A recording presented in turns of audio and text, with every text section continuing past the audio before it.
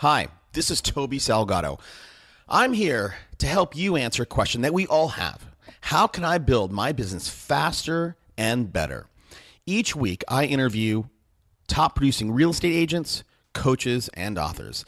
I dig in, I find out how they did it, where they struggled, and how they overcame the obstacles that inevitably gets in front of all of us. And I did that so both you and I, so we all can reach our own full potential. If you want more of the tips and strategies we cover in this session, you're going to want to do two things. First, go to our site, superagentslive.com, and subscribe to the show on iTunes so that you don't miss any of the conversations we have in the future. And second, download my free ebook and learn how to stack the deck in your favor.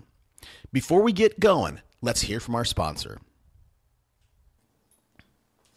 We all know the best kind of referral is one from our sphere or firm.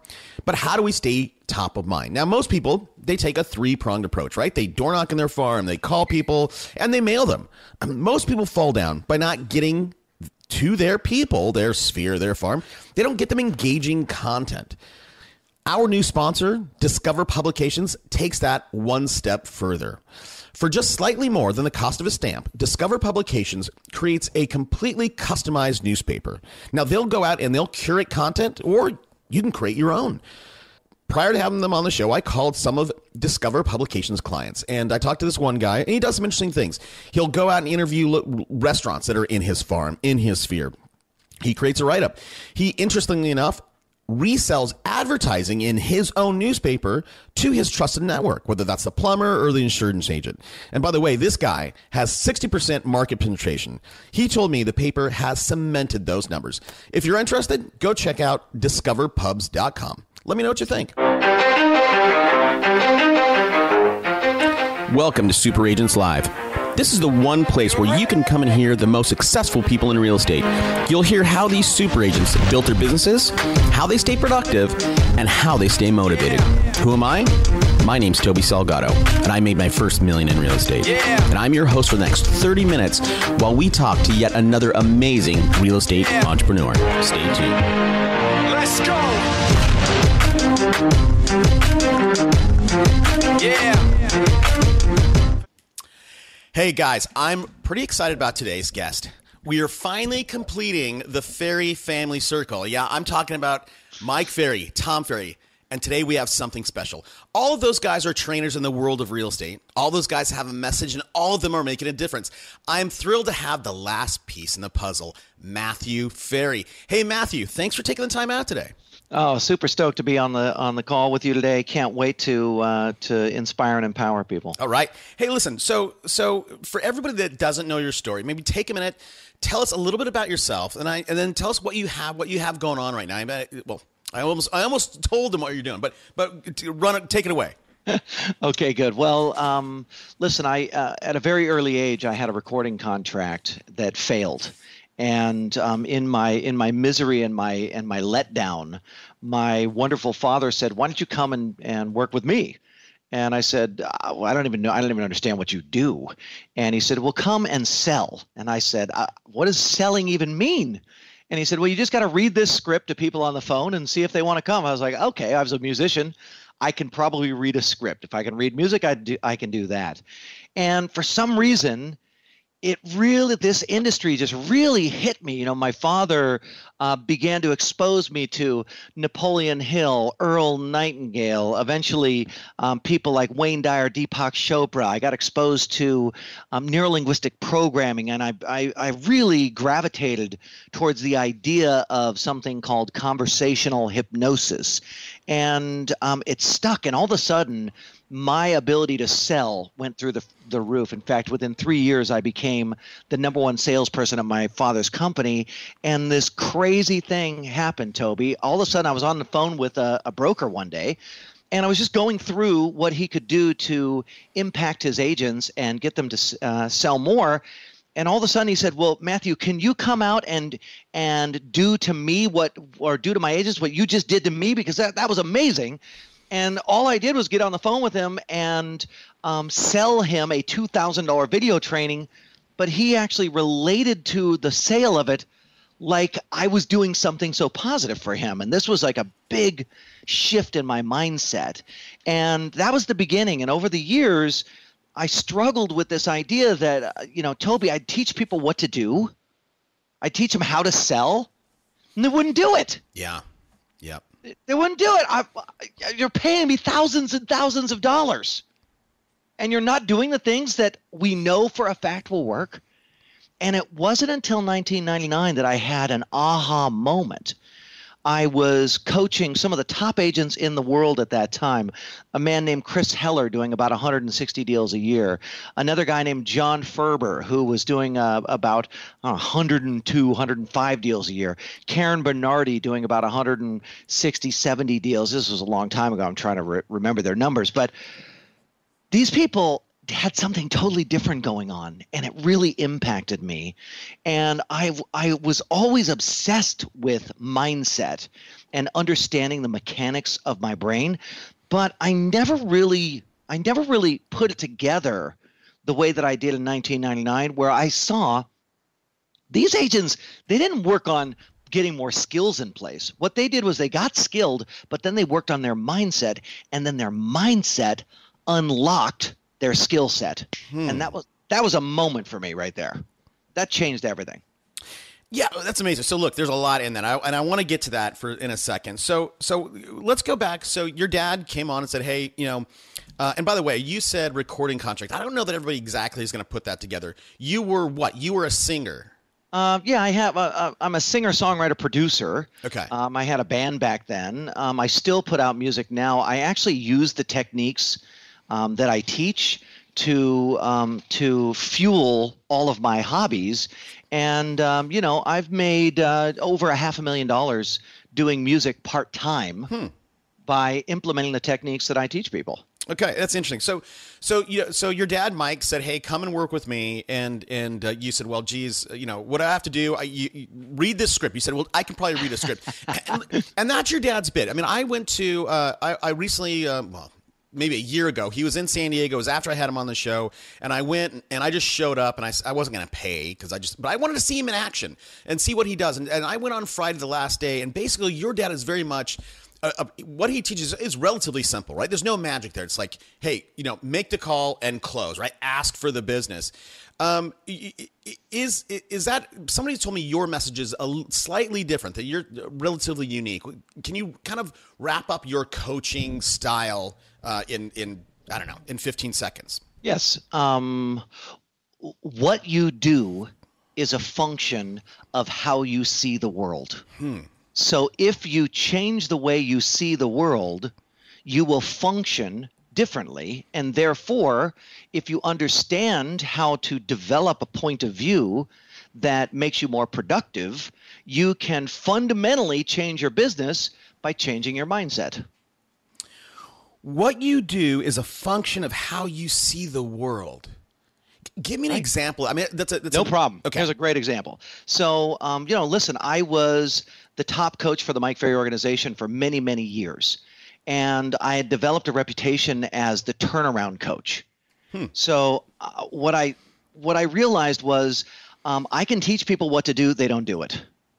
And I can show people the skills to become great salespeople. I developed those skills in myself. I developed the ability to teach those skills and quote unquote install them in somebody's behavior. But they weren't doing it. And so let's say one of the other coaches, there's at the Mike Ferry organization as many as 70 coaches at any given time. And one of the coaches would send me a person to say, "Matthew, I can't figure it out. I've tried and tried and tried to get this person to implement what it's going to take for them to be successful, and there's something blocking them." And I would get these clients over and over and over and over and over. And ultimately, let's say, for example, the person wants to develop their past clients and sphere of influence database and increase the amount of deals that they're getting from a referral basis. Okay. But something's blocking them. What happens is what I do is I go in and I look at, well, what is the mindset malfunction that's occurring here? And I have actually created a whole system around figuring out well, what is the mindset malfunction, and then what's the workaround? So, for example, with a person calling their past clients in their sphere of influence, they're likely having a mindset malfunction called forecasting the negative. It's something that I call an unconscious reflex. Just like if you hit the knee with a hammer, it jerks. There's a reflex. Yep. The mind has reflexes like that. Interesting. And so what I do is I go in, I help them to rewire the reflex, understand it differently, see it differently. I use something called recontextualization, and then we create an entirely new way of viewing the scenario. So before they might be thinking, Toby, I want to call them, but I don't want to be embarrassed. And what if they think that all I want is a commission out of them? I don't want to ruin my reputation in the community. They have this future that they've created that is actually debilitating them. It's not real. It's not true. And there's nothing that says that it is, but we don't live from truth. We live from mindset. And so if you can't control the mindset, you can't control the behavior. So I would just help people to see it in a new way. And suddenly, let's say, for example, I teach them a process called giving the gift. And giving the gift is something that I developed for literally just people like myself. As sort of outwardly expressed as I sound, I have like a little bit of a shyness that goes on with me. And when I get into social situations, I feel a little awkward or uncomfortable. And I developed a system so that I could get out of that. And I call it giving the gift. Okay. And all it is I just seek to connect deeply with people and find out what they're all about. Take all the attention off of me, put all the attention on them, ask them a ton of questions. Mm-hmm. In doing so, I'm able to breathe a sigh of relief because nobody's going to find out about me or talk to me or blah, blah, blah, because I'm putting all the attention on them. Yeah. Then once I find out what they're all about and what they're up to, I am actively seeking to make a difference. How can I support or help or contribute? And this is something that I developed about 10 years ago as a tool to overcome this. And it's something that with, for example, your past clients and sphere of influence, if you just seek to make a difference and find out all about them and be an investigator, be a scientist, and see if you can understand what's really going on in their life and make a difference, it's mind-blowing the amount of deals that you get. I have a client right now who is having his best listing month ever in his entire career. The most he's ever done before is 7 listings in a month. He's already taken 8, and as of the time of this recording, it's the 25th. And he's on track. He says, I'm pretty sure I'm going to do 9 or 10 listings for the month. And I said, well, Dave, what are you doing differently? And he said, Matthew, quite honestly, all I'm doing is trying to connect and make a difference for people. I'm just giving the gift. Interesting. So that's changing. You change the way you see it. Your behavior is a function of how you see the world. Got it. Okay. That makes a lot more sense to me. But so let me ask you, it was when you first started that, you said, I wrote it down because you said, these people would come, right? They have all the tools, right? Because you're teaching them the skills, you're teaching them the mechanics, but they just don't do what they know what works, even though they're paying you, a lot of money. And then you said, something is blocking them. And it made me, this is the question I have, and I don't exactly know how to frame it, but, this is something we see in ourselves. We see it all around us. People know what they should do, but they just don't take action. Is it, do you feel, Matthew, that whenever we're not implementing something or taking action, do you think there's some unconscious thing that is blocking us doing that? Whatever it is, we know that we feel better when we go to the gym. We want to go to the gym, but we don't do it, even though we're paying, $50 a month for a gym membership. Is all of these things that we don't do, do they all correlate with some sort of block in the past? Absolutely. And it's not even a block. It's not even a block in the past. I'll give you another example. Let's say, for example, you are wanting to follow up on leads, and you've got this stack of leads that you have developed. Maybe you've got a pretty good, PPC campaign that you're running.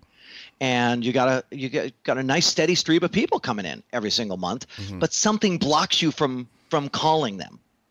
And a lot of times what I notice is I call this mindset malfunction holding yourself accountable to rules that don't exist. So you have this rule, don't bug people. Yeah. Don't impose on them. Right. And that's a fantastic rule if you're a 5-year-old and you are out door knocking on all of your friends' houses and inviting yourself over for dinner. Your mom did you a favor by installing that rule. The problem is that the drunk monkey is my little nickname for the voice in our head. The drunk monkey in our head literally does not evolve past about 5 years old. Right.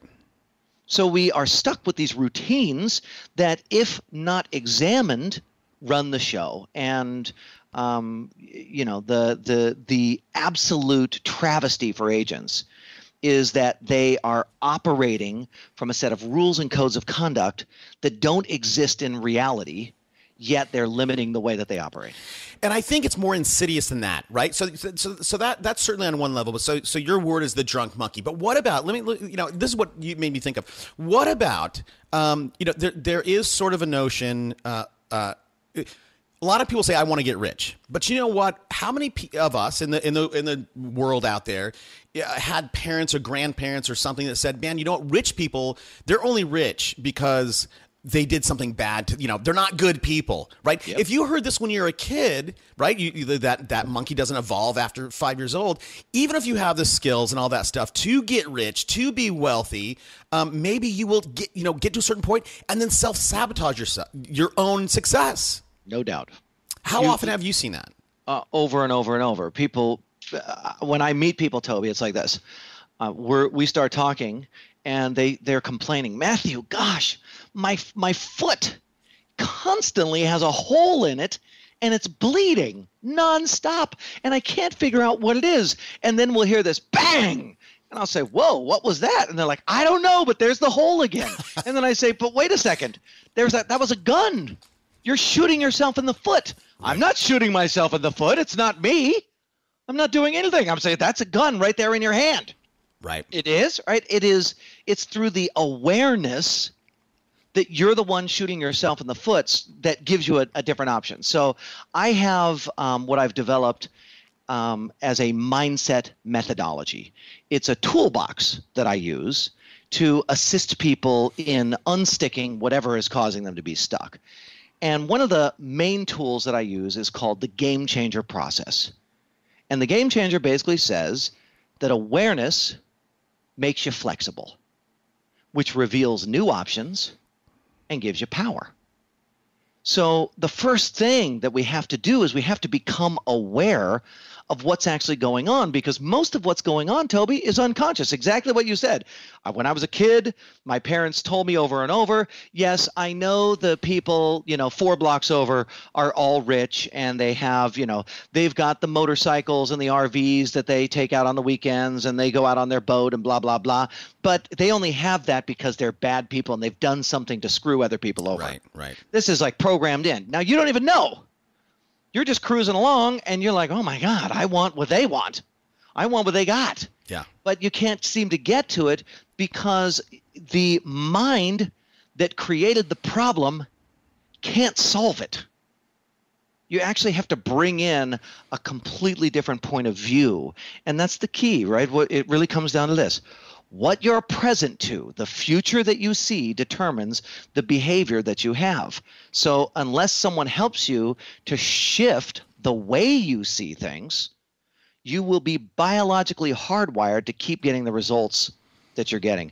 Check it out. Here's a quote from one of my favorite Harvard researchers, Sean Aker. He did a whole study on what happens when someone gets into an optimistic state.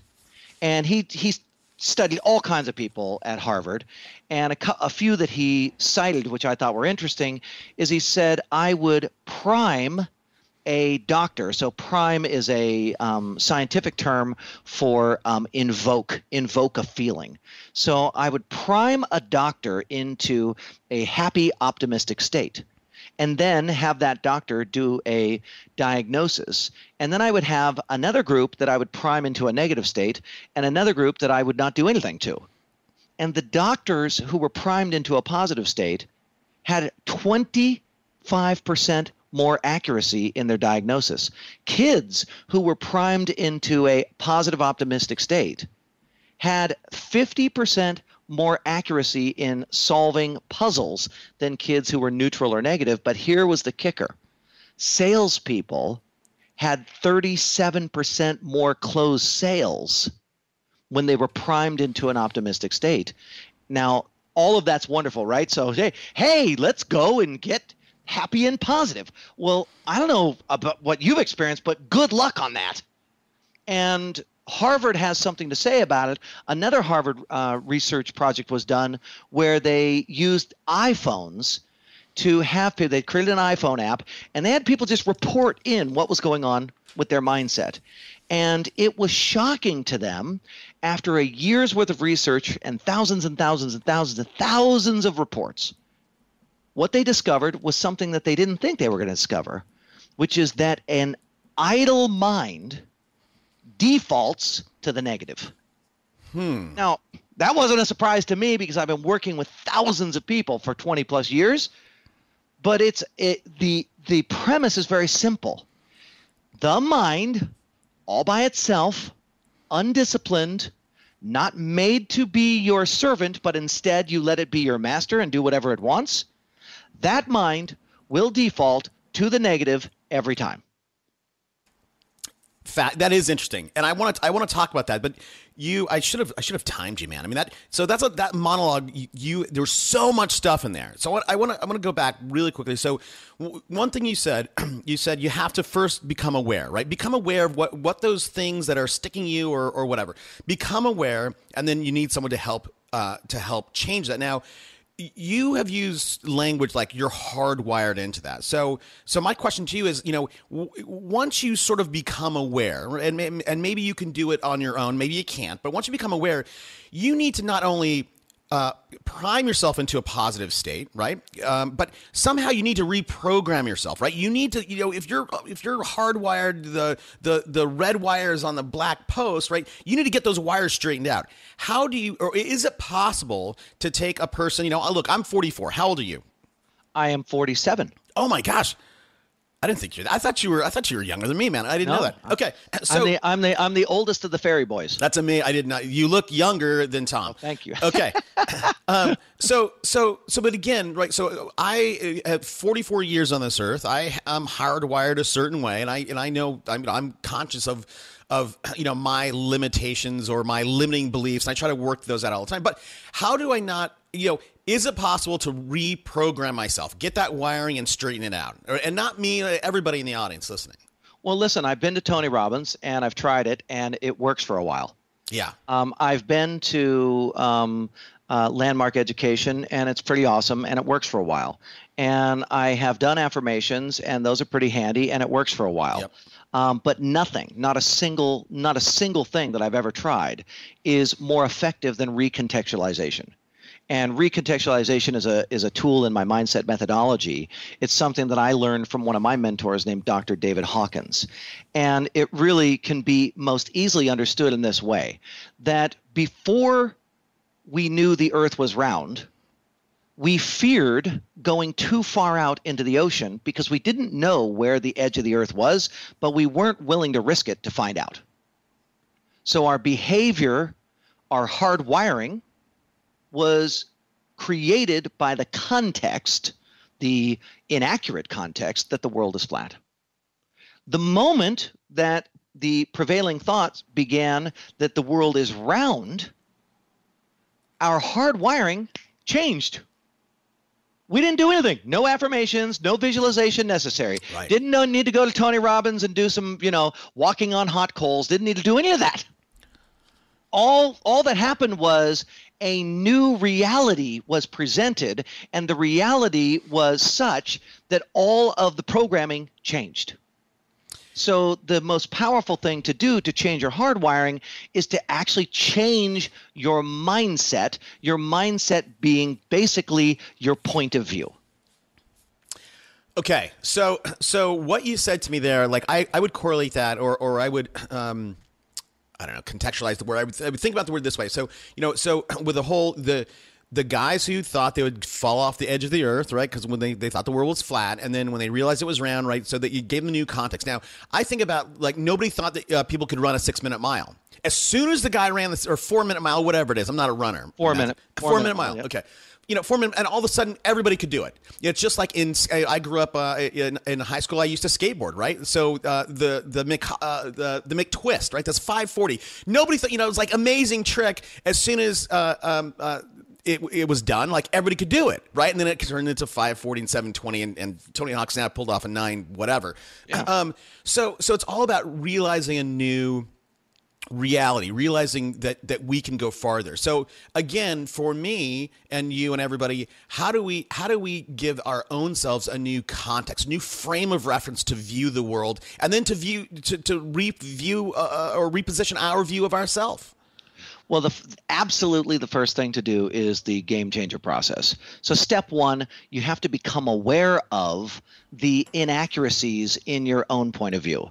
And that takes some tools, and it takes some investigation. The second thing that happens automatically, so the moment you become aware of, that's me shooting myself in the foot, you instantly become flexible. No longer are you just arbitrarily pulling the trigger on a regular basis, blowing a hole in your foot. Suddenly you're like, wait a second, maybe that's not the right thing to do. Now, as soon as you get flexible, options reveal themselves. So options naturally appear. You don't have to do anything. You just instantaneously become aware of new options. And here's the kicker. Optionality is the basis for power. So the power to make the change actually comes from the new options that are naturally revealed. It begins with awareness. If you don't know that you have a default forecasting the negative mindset malfunction happening, then you can't do anything about it. If you don't realize that you have a desire to fit in, and that the desire to fit in actually comes from the genetic programming that ensured you fit in with your tribe so you didn't die, which has nothing to do with today. If you didn't know you have that, you're in trouble. If you didn't realize that you are holding people accountable to agreements they never made, then you'll think that there are jerks in the world. And Toby, there are no jerks in the world until you show up. Okay, Matthew, this is really, really meaty. Okay, so let's go back for a second. So you need to be become aware of the inaccuracy of your viewpoint, become flexible, and all of a sudden when you become flexible, options reveal themselves. Now, when those and take off again from there, because listen, here's what people are doing while they're listening to this show. They're driving to work, they're mowing their lawn, right? They're doing something else. And so and there are some people, I guarantee you, man, there are some people right now sitting at their desk. We have a very strong tribe on Twitter, and people will send me pictures, and I'll get pictures, and people will picture the notes they took from an episode. And it's crazy. I've seen people take like 4 pages of notes. So people are going to be taking notes. So I want you to go back. Options reveal themselves, and it's those options that give us power. So the person with the most options has the most power. It's much easier to understand if you look at the corollary. When you feel powerless, what you're actually expressing is a future that does not have options. So when you feel powerless, the future that you're present to is a future that has minimal options, and most of the options are ones that you don't want. That's what feeling powerless is. Again, the future that you are present to, what you see in the world, your expectation determines how you behave in this moment. So if I don't see a lot of options, I will then behave from a survival standpoint. And the problem is, let's go to calling leads, okay? I'm calling leads. I'm not aware of that I only think there's a few options. One option, they hate me. The other option, they'll hang up on me. The third option, they're going to scream at me. The fourth option, they're already working with another agent. The fifth option, they don't want to be bothered. If I see those 5 options and I need to feed my family, Yeah. and I'm paying $1,000 a month for my PPC campaign to bring in these leads, I am compelled to call them out of fear of not surviving. Yeah. So now I'm calling them. But who am I as I call them? I am a fearful, greedy, self-centered person who believes in advance that I'm going to meet with opposition. Now, the problem with that is the behavior itself is a self-fulfilling prophecy. Yep. And causes the results. And then you know what the drunk monkey in my head says? I told you. You knew it before you started. But yeah, I mean, that was, listen, I was going to ask that same question. So we know that, if we look at everybody around us, like, so I've been successful, you've been successful. We don't operate out of that place of desperateness or that place of, I'm not worried about paying my rent next month. Right. But a lot of people are out there, they do live paycheck to paycheck. Right. So how do you clear yourself?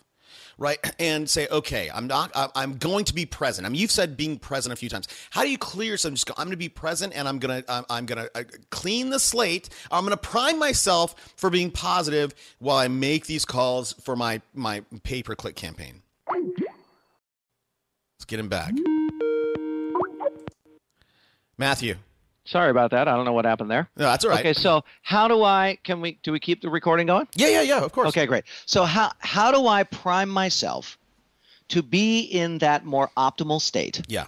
When I've got these leads to call, and yet the meaning of these leads are very, very valuable, right? The possibility of me not being able to pay my rent is very high.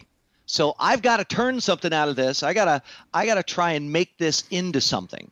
How do I stay out of a survival mindset and get into a thriving mindset? Right. And the answer is actually through contribution.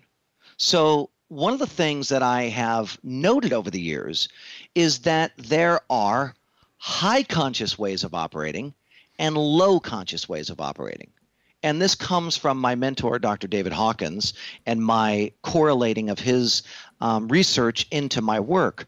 And high conscious ways of operating are ways of operating that are constructive and uplifting. And you can only access them when you are using your prefrontal cortex, the front of your brain. So if you don't get into a optimal state, you're going to likely default to the back of your brain, which is where the drunk monkey lives. It's the fight or flight mechanism, the limbic system in the brain. So by aligning with, for example, a high conscious state contribution, rather than aligning with a low conscious state greed, I actually cause my biology to function differently. And the emphasis of my brain power moves from the back to the front. When that happens, what do I have? Resourcefulness, creativity, logic, reason, intuition, 5 of the most powerful things I could possibly bring to a sales conversation. If I stay in the back, what do I have? I've got things like fear, anxiety, frustration, fight. Terrible things to bring to a sales call. So what I practice is 2 things. I practice first completely releasing my attachment. So attachment is an exaggerated fear of losing some positive benefit. Yeah. And I go through a process. There's actually a multi-step process for releasing attachment. I go through that process. I come to a place of neutral. From neutral, I now can do something. So from neutral, I say, I am going to forget about my own needs. Forget about my need to pay my rent. Forget about my need to turn something from these leads. Forget about the fact that I spent another $1,000 on these leads this month and I didn't call the ones last month. I'm going to forget about all that because the person on the other side doesn't care at all. Right. What they care about is, I need to sell my house. I need to buy a house. How much can I get for it? What can I pay for it? Can I pay less? Can you get me more? They have other concerns, and even those concerns are literally surface concerns. Their real concerns are, I want to feel safe. I want to have a happy family. I want my children to prosper. I want to demonstrate to my community that I'm successful, which are deeper and more powerful concerns. But I can't even get to those if I allow myself to unconsciously be in a state of greed. Got it. Let me break in here with a message from our sponsor. Our sponsor, Discover Publications, will create a customized, branded, 12-page newspaper that will be sent out to your farm and sphere. Now, this paper is cheaper than you think. For slightly more than the cost of a stamp, you can start sending out curated content and always stay top of mind. Never lose a deal again because that prospect just happened to forget that you were in real estate or misplaced your number. Go check them out at discoverpubs.com. It would be interesting if we could all live in the world of, at least in my mind, right? Live in the world of possibility. I mean, here's what I mean by that. Internet marketers, I'm sure you know, but they know the lifetime value of a client. And I've talked about this on my show, right? If you can know the lifetime value of your clients, look, and here's a great example. I had one lady on my show. She sells upper end home, like $3 to $5 million houses. And she tracks everything, which everybody should do. But she sold a house of somebody's, and she is very, very good at working her past clients. That one person was responsible for 19 other deals, 19 other sides in her business. And she did the math on that. And overall in commission, that one person accounted for $7 million worth of commissions in her pocket. I wonder if it would be helpful to be able to live in a constant state of possibility, knowing that next person that you call could be responsible for 19 other deals, or that next door that you're going to knock on. You know what I mean? Like that next thing, the possibility is gigantic. But what you're talking about, Toby, is having dealt with your own mortality. You're talking about moving from a state of self-centeredness and self-serving to a state of making a difference and contributing. And unfortunately, I mean, when we see these top producers, and brother, I have coached, maybe 500 top producers personally, people who are making 700,000 to 2 or 3 million to the most I've ever worked with is a guy who made over $20 million selling real estate one house at a time. In one year? In 1 year. But the distinction, here's the thing, is that I would then go and take what those people talk about and do, and I would teach them to everybody else. But what I found was the difference between these two groups was so massive that I could talk till I was blue in the face to the normal realtor out there is not going to be able to get themselves to mentally be where that top producer is. Something happened with that top producer. They lucked out. Something happened, right? So they have some an environmental thing that occurred. Typically, they had something that was so disastrous and terrible in their life that it woke them up. That's pretty typical. But other people are just kind of born with this very intense amount of self-awareness. And the rest of us, we kind of suffer along wondering, what do they have that I don't have? And what I'm dedicated to is helping people with the tools of awareness that will free them from the unconscious reflexes of their mind, these mindset malfunctions that are robbing them of thousands of dollars of commissions that they don't even know about, right? I mean, think about it like this. Here's a very simple one. We have a desire to fit in.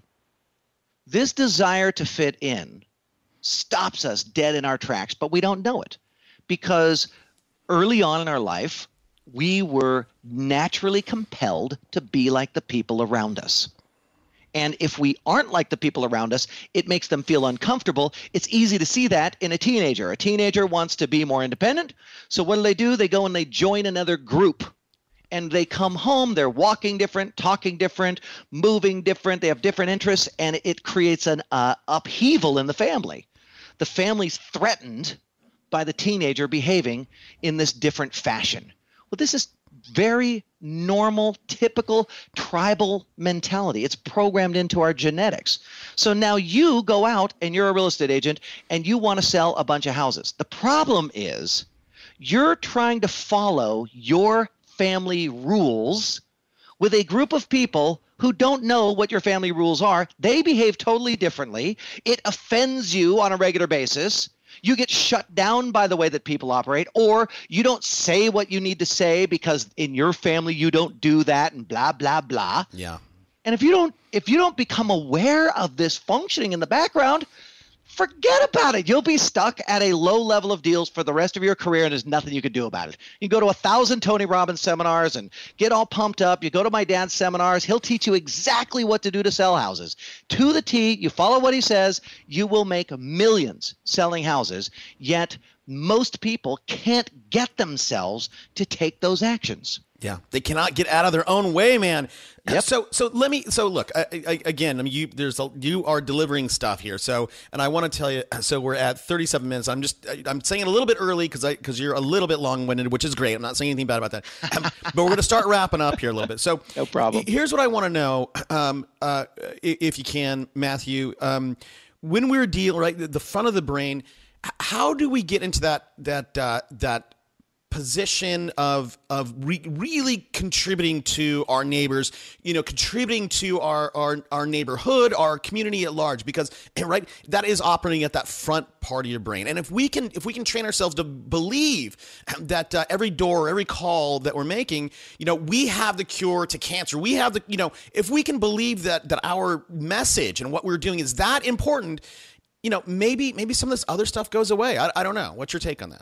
It's 100% right. And the way to do that is to release attachment, which means to understand the exaggerations of the mindset malfunction. So the mindset malfunctions, it exaggerates some benefit that you're going to lose if you take a certain kind of action. And if you don't unravel that, then you'll never actually get to a place where you feel like you're contributing. And I mean, Toby, let's be honest.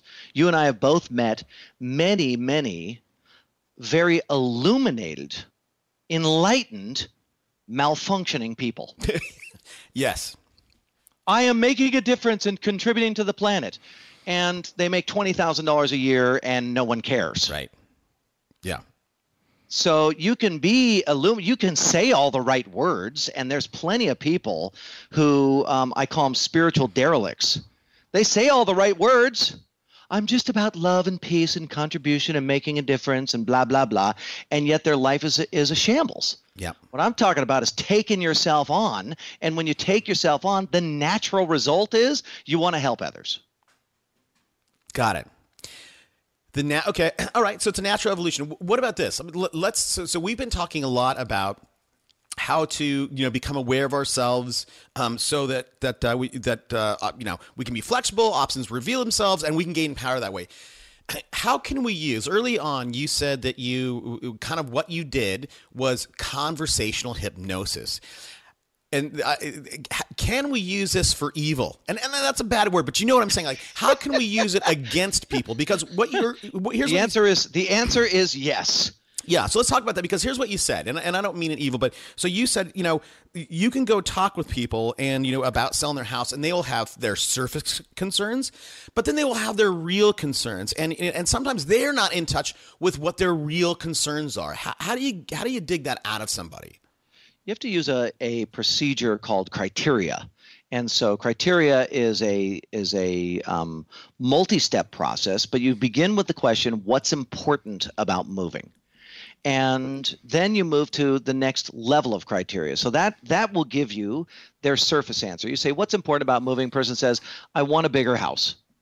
Well, it doesn't really have a lot of meaning or juice or whatever. So then you have to have the emotional intelligence yourself, meaning you have to be able to get close to people and have intimacy with people without feeling weird about it, to ask the next couple of questions. So I just want to point that out, that there's actually a mindset that will stop you from doing this. But let's just role play together, can we? Sure, absolutely. So you be the customer, Okay. and I'll be the real estate agent. So let's just pretend we're at the listing presentation, and we've been talking for a little bit, and I just say, Toby, I just want to understand better. Can you just tell me what's important to you about selling this house? You know what? What's important to me? I actually have an acre and a half. I'm in San Diego, so I have a big yard. The yard is a lot more work than I thought it was going to be. So you have a lot more work than you thought that you were signing up for. Yeah, and it's so big that I can't, to hire it out. I honestly can't. I can't spend. I can't see myself spending $1,500 a month, and I have done it before. And Matthew, it still is not where I want it. Right. So you got to spend $1,500 a month to only have it be adequate, not even to a place where you are proud when you're walking around the grounds. Exactly right. Right. It's barely clean that way. I want a yard that is absolutely pristine, like just like the garage that you really want. Yeah, like at a castle, right? You want to go out on the grounds and just have it be beautiful and manicured. Absolutely. So how is this important to you, being able to let go of this problem of having to constantly deal with your acre and a half? I mean, what's that going to do for you? What it's going to do for me is it's going to make my listen, Matthew, I do a bunch of stuff. I race cars, I snowboard, and I think that if I can get rid of this problem, I can spend more time doing the stuff that I'm passionate about, because I am not passionate about trimming bushes and raking leaves. But here's the problem, Matthew. Here's another problem. It's my wife and kids love it. They love this. It's a big house, and they love all the grounds because they bring their friends over, and it's to them it's all because nobody's got an acre and a half like this. Yeah, it's heaven, right? Yeah, right. Absolutely. I mean, it's like a park. People come over there like it's a park.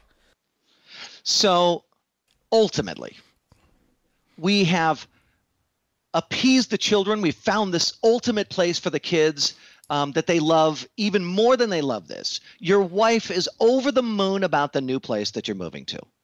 You have eradicated this $1,500 of disaster that needs to occur every single month to only be dissatisfied. And you find yourself snowboarding and racing and focusing on the things that bring you more joy. I mean, Toby, ultimately, what will all of this do for you?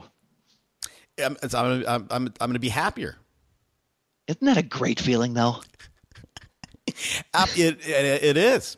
Now, notice the little chuckle, right? The chuckle was because there was an actual emotion that was coming up, and you were having an experience in this moment, even though we were just role playing. But you know what? Here's why. Yeah, right. But here's why I was chuckling, because I knew what you're. And this has been done to me before. Right. I knew what you're doing. So first of all, you said you're dissatisfied. So you're making me give a kind of a negative, put me in a negative state to my current situation, and then you built up on, wouldn't it be great when you can snowboard and get into your passion stuff, right? And then you anchored it with that last thing, and I'm like, and I knew what you're doing, but yeah, I'm like, oh, that makes sense. Doesn't matter.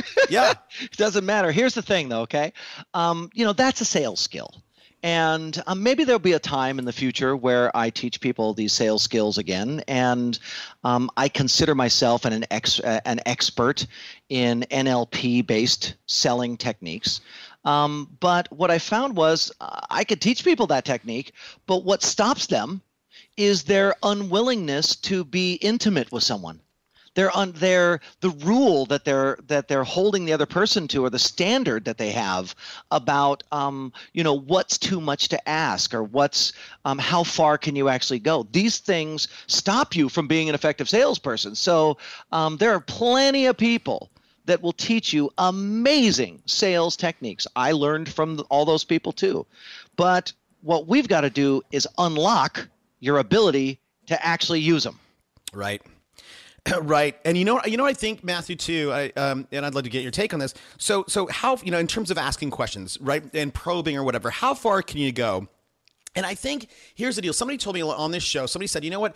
People like whatever way you live. Let's say you live in a $300,000 house or a $500,000 house, or I'm in San Diego, so maybe other places, $150,000 house. You are not going to feel comfortable selling $1 million house in that market, And I think for those people, all of a sudden, man, you're going to feel out of water, right, or not out of your depth because you're talking to somebody who you deem as rich and you think they are different, and then. Now I'm talking more than I should as a host, but then what would happen, right? That whole total presence thing, right? Talk about that briefly and talk about how. Go. I'll stop. Absolute key to this entire thing is to dispel the myths that you are living inside of. So there's a whole series of myths that you've got to do. I have a whole set of procedures that I teach on investigating the myths that you're living underneath, the rules that don't exist. Once you identify that you're living by all of these rules that don't exist, you can then do a releasing of attachment exercise, as well as an exercise that I call the worst case scenario. Yeah. And when you do that, when you have identified your own BS, you have released the exaggeration that your BS actually is, and then you have dealt with the worst possible thing that could happen and made peace with it, all of a sudden, Toby, it's like a volcano of inspiration comes out of your body. You can't wait to go do the activity, the thing that just 10 minutes before you were saying to yourself, I can't call these people. I mean, this is one of my specialties, is getting you to do the stuff that you have been afraid to do because of some weird glass ceiling that you put on yourself. Amazing, man. Well, listen, next time you do a seminar, man, look, I'm in San Diego. Whatever you do, you're in Newport. You're, an hour from me. I should go show up and hang out and check it out. Listen, so I'm going to ask you a couple questions in the end, and I'm asking him again a little bit earlier than I normally do because I know the how you answer stuff. So here, I'm going to ask you something I rarely ask, but when I have a guest like you, I feel like I need to ask this. And here it is, kind of a crazy question. What's one thing, Matthew, I didn't ask you, but I should have? Probably what is the most optimal state of mind to be in? What is that? Neutrality. And neutrality simply means that you are humble, but you're curious. You don't know if anything's going to happen. You expect everything to happen. You have no commitment either way. You're a scientist. And as a scientist, you're curious, you're humble, you want to know, but you don't pretend to know. You're willing to find out. Right. And that really ties into a lot of the stuff that you've said in this episode is right. Like you talk about attachment, right? And I talk a lot about don't be attached to the outcome. If you can be at that listing presentation or whatever it is, don't be attached to the outcome, because if you are attached, for the most part, you're probably more on the desperate side than not, and people can smell that stuff a mile away. Well, my mentors have been saying that to me for decades. And I swear I used to beat my head up against the wall because I'd be like, okay, great. Oh, sure. I won't be attached to the outcome, right? How the heck do I get there, right? Yeah. What's the procedure? And so it was really through my own suffering and my need to figure out the procedure that I figured out that there's actually a several-step process that you have to go through, that if you'll go through that process, you'll become unattached. And the moment you become unattached, you're naturally inspired. Amazing, man. I would love to spend an hour in your house looking through at your bookcase. I bet it would be a really interesting set of books there. I'm sure that it would be, except I have a policy to never hold on to anything, and everything that I get that I am no longer using, I give away. Really? Everything. I met someone else like this as well. I mean, they get something, a book, read it, and they get rid of it. What's the thinking behind that? And is that something that I can potentially implement and benefit? Well, what I've learned over the years is that what you have holds you down and defines you. And if you are committed to continuously becoming and going to the next level and taking yourself on, then you've got to continuously give things away and get rid of the attachments and the things that are holding you back. And so it's also, so that's one side. Then the other side is really being someone who is engaging the flow, the ebb and flow that is out there in the world. And if you are in a perpetual state of giving, you end up being in a perpetual state of receiving. And one of the things that my students are all blown away by when they begin to study this process is just how much stuff they start getting for free. Interesting. That's really, look, let me ask you this. So I'm a little bit the opposite, and I'm not, I grew up on the wrong side of the tracks, and today I have success, but I didn't grow up like that. And so if I have something, I'm a little bit of the mindset, and I whatever. So I'll get something, and I don't need it. I'm done with it, right? I don't need it today, but I will throw it in my shed because I'm like, I might need that, in the future.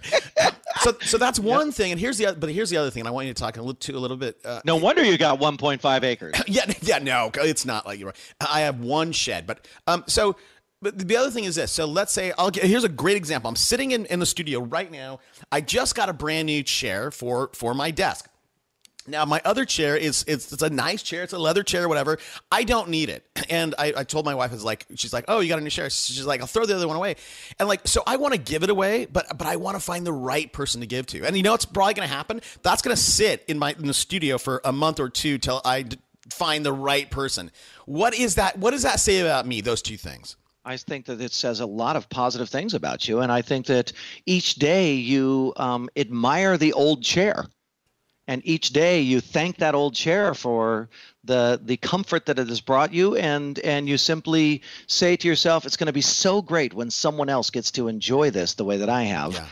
And that will naturally occur. It'll start to flow. It'll speed up. So right now, you're in a month-long process, but you can continue to speed that up so that the things that you want come to you within, hours or minutes. Yes. Yeah, you're right. And that chair, by the way, that chair has made me millions of dollars. I went from $26,000 in debt to, a $3.8 million net worth sitting in that chair. So I love that chair. Fantastic. So, all right. So speaking of books real quick, and so we're really wrapping up now. So we have 6 minutes left. I'm an aspiring real estate agent. I have $25. What book should I go buy today? Well, what book should you go buy today? My first instinct is my father's book, How to Create a Six-Figure Income in Real Estate.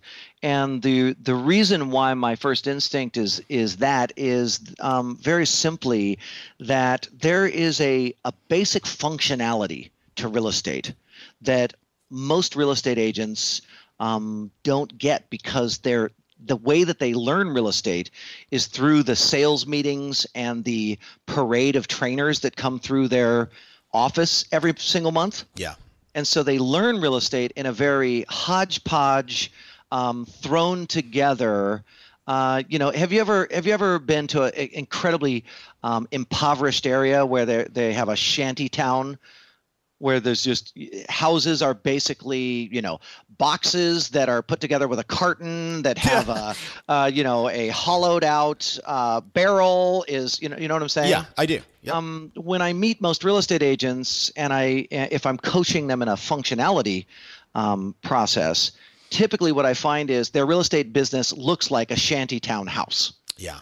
And what my father has done very elegantly is said, here is the exact specs to building an effective real estate business. And I think that having integrity in your systems is one of the things that you must do first and foremost.